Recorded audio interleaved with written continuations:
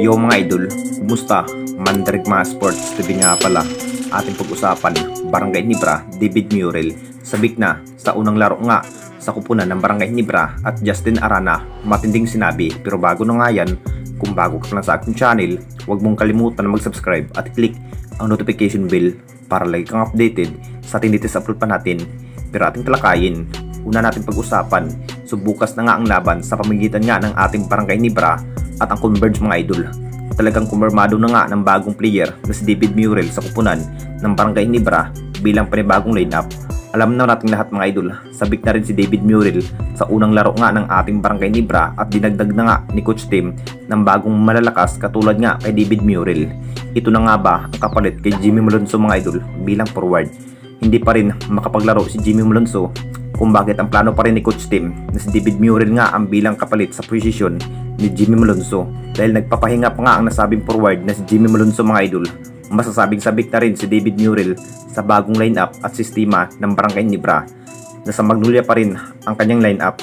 Talagang mababaguhan pa rin si David Murrell. Ang target nga ng ating Barangay Ginebra na makamit nga ang twice to beat sa Philippine Cup at hindi pa rin mag-alala pa ang kupunan ng Barangay Ginebra dito mga idol dahil Converge nga ang kanilang makakaharap at secure na nga ang playoffs.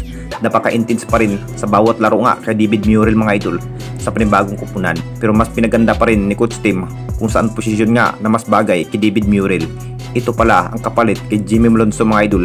Nakita naman nating lahat na may saktong pangakatawan nga ang nasabing forward na si David Murrell. Ito pala ang kapalit kay Jimmy Malonzo. At dito na naman tayo sa isa pa nating balita, Justin Arana, matinding sinabi sa kupunan ng Barangay Ginebra. Alam naman nating lahat mga idol, mas kawawa nga ang kupunan ng Converge ngayon sa Philippine Cup. Kahit hanggang ngayon na hindi pa rin nakatikim kahit isang panaluman sana sa ating liga. Dinurog lang na may 7 win-losses at 0 win. Masasabing mas malabo pa rin na makapasok nga ang Converge sa playoffs.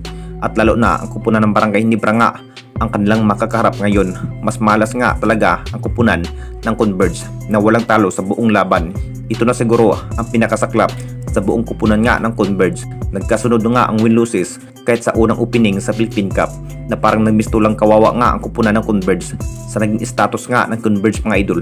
Matinding sinabi nga ang isa pang star player na si Justin Arana, gagawin pa rin ang kanyang best performance para mas ipinakita nga sa lahat kahit walang panalo nga ang kupunan ng Converge. Mabibigyan pa rin ang ibang kupunan mas magagandang laban kahit matitihado nga ang kupunan ng Converge kung matutuos na nga ng ating Barangay Ginebra at lalo na may malalakas na player nga ang kupunan ng Barangay Ginebra na si David Murrell. Anong masasabi ninyo mga idol tungkol sa ating video? At yan lang ating topic mga idol.